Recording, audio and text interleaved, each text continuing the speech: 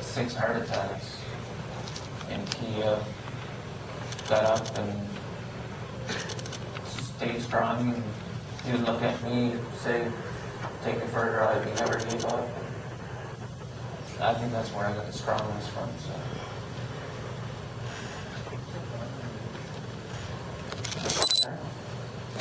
It's the cheap switch, like it's just down a little low now, or I'm back in the chair. It's hitting me, it's what tells me what mode I'm in.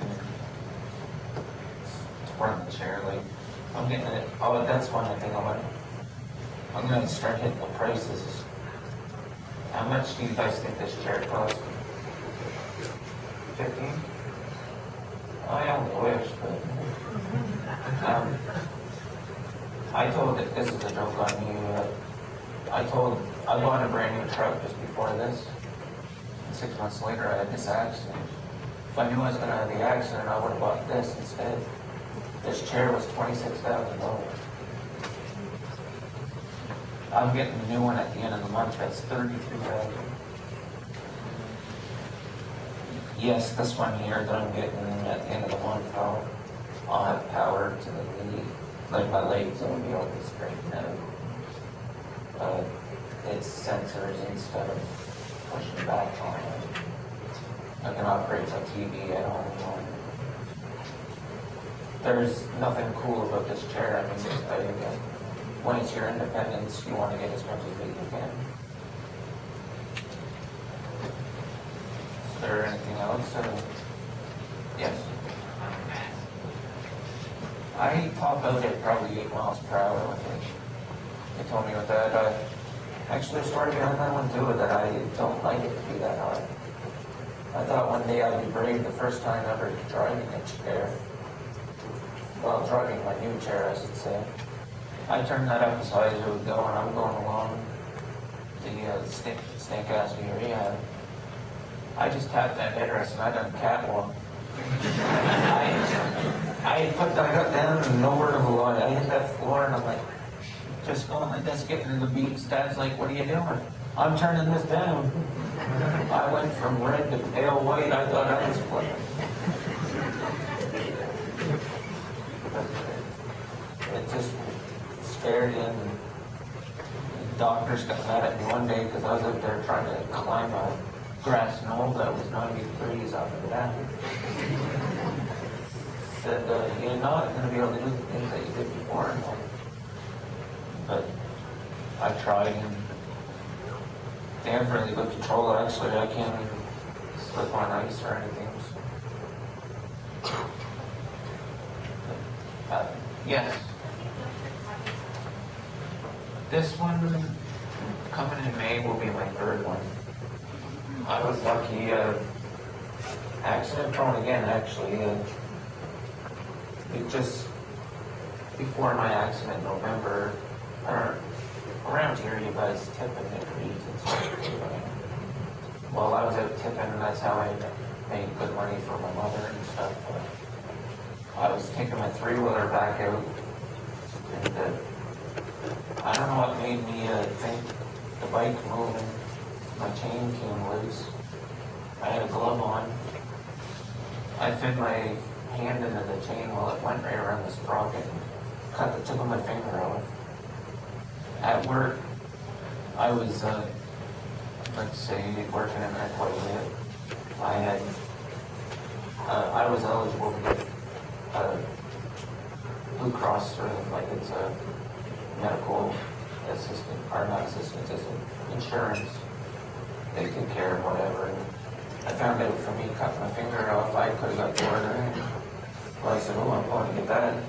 And I thought I'd cut off another one, but no, that's what brought me to it. And I was lucky that I got it because the cost of the chair, like I say, being that they cover 80% of it. Like the chair I'm getting now, they're covering like $26,000 on it.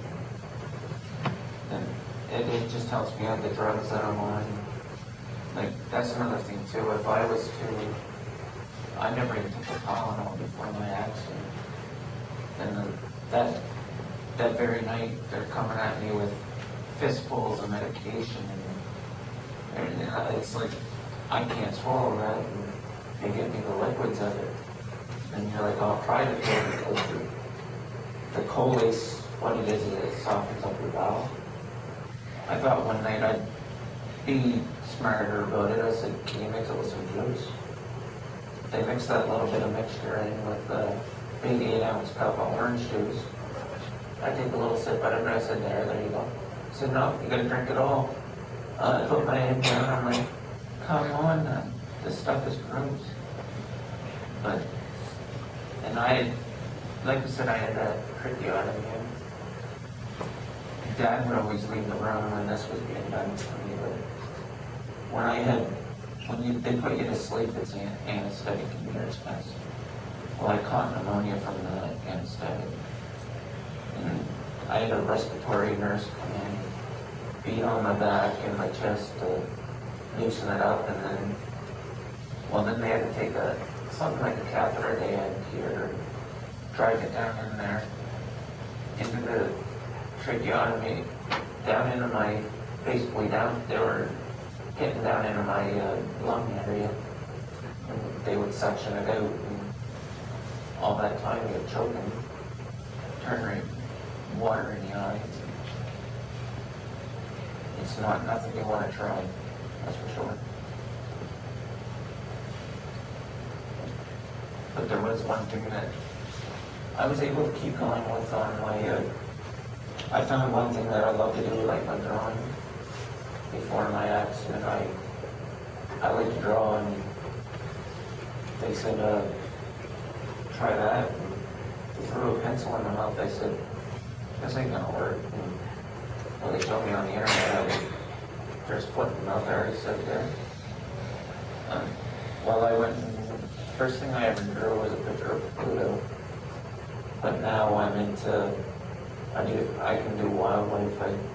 I found something that I could do before my accident that is into this now. I'm in school for, for the artists and stuff like that. If you guys ever want to look into it, underneath Terry Lund, I have down on Facebook, I have all these drawings that I do. I never even thought to bring them to show you, but they're all note drawings that I've done in the past 10, 11 years. Is there anything else you guys like to know?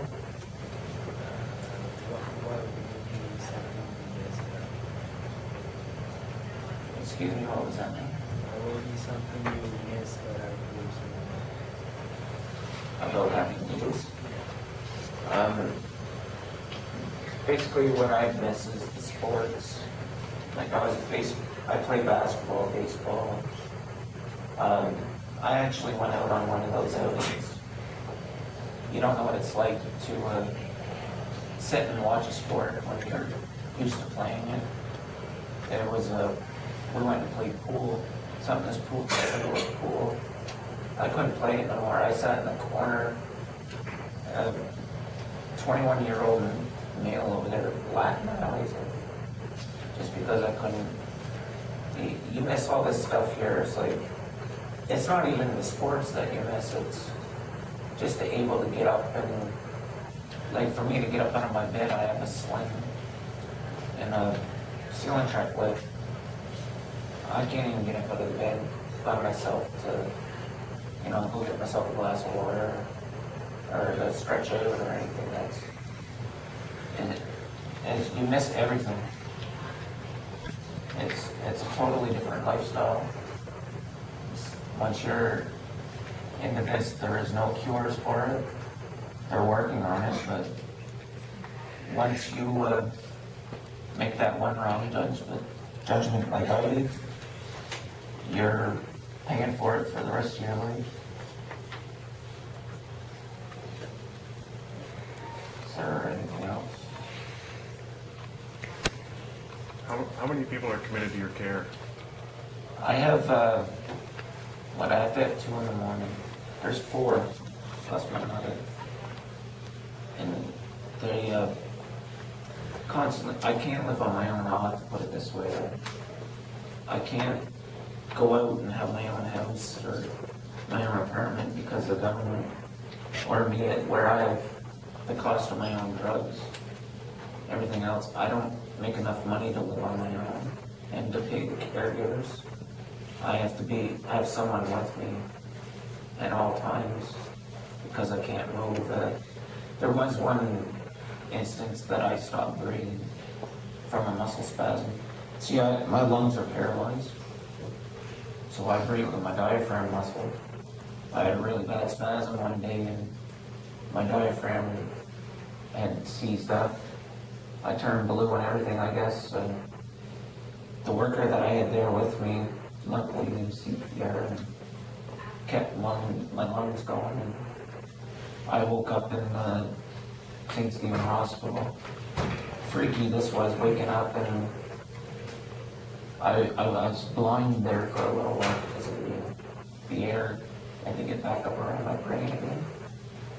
And I have to say too is that when I went to the rehab, I'm gonna throw this number at you guys. I didn't know it, but you wouldn't think it. 80% of any injury, I've seen brain injuries, anything from MS on, but mainly for the accidents, 80% of it is male. I don't know, it's more risk takers, they say. But it was, you rarely see a female in there with a broken neck or, actually my roommate I'm there, I'm not sure, he's from this area, Courtney Keenan. The Keenan family, I was his roommate the whole time I was there.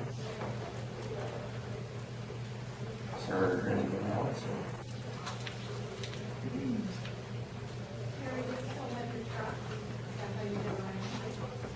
No, I had the truck, I gave it to Dad, and it ended up, I don't have that anymore. I had to go, for my transportation, I had to go buy a van. I have a new one now, it's a 2011 Dodge Caravan. Well, it's not bad enough that you have to buy the van, but you have to have it retrofitted, so I can drive my chair up into it. And that has to be shipped to Montreal.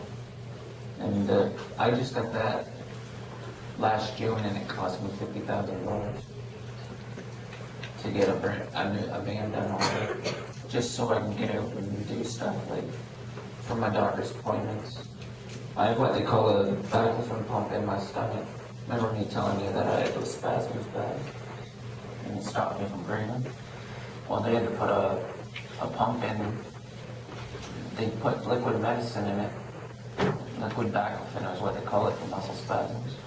And to drill a hole in the bottom of my spine and put a hose in there to feed the medication in there so I wouldn't spasm hard like that again. So you gotta figure every factor of your life, once you make that one mistake, is what I stress the most on. It don't matter marijuana, drinking, anything like that.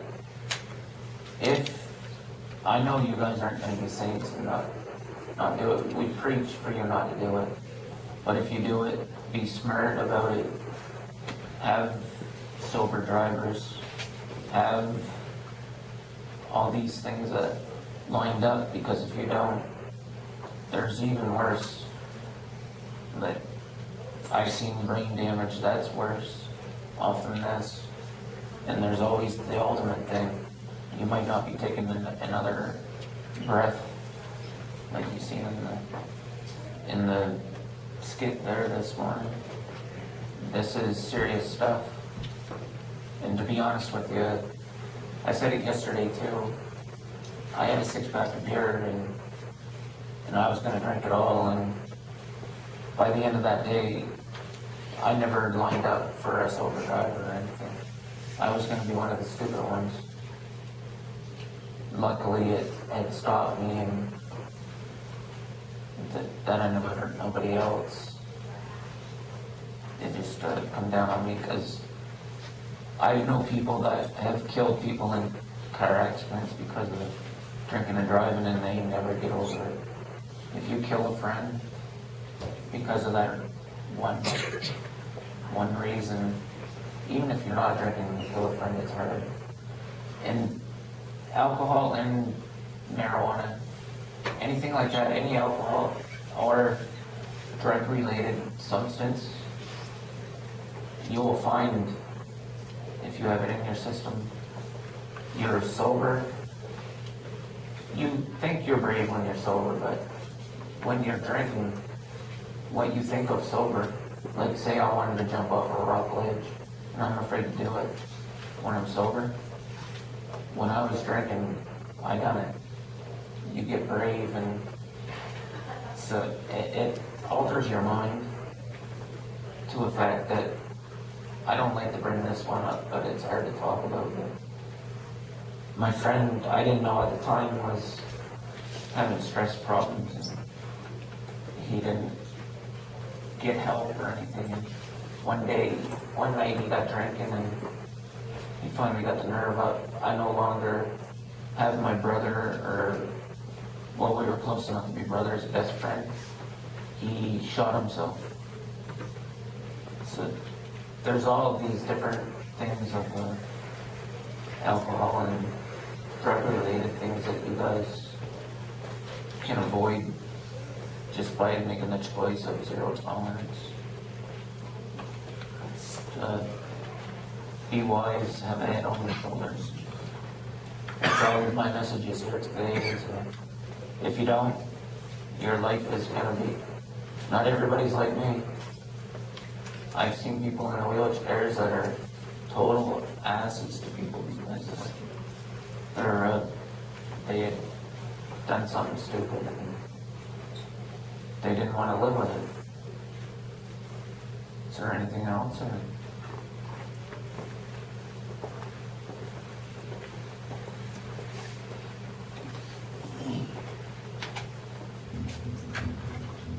Terry, thank you very much for coming and sharing your experience.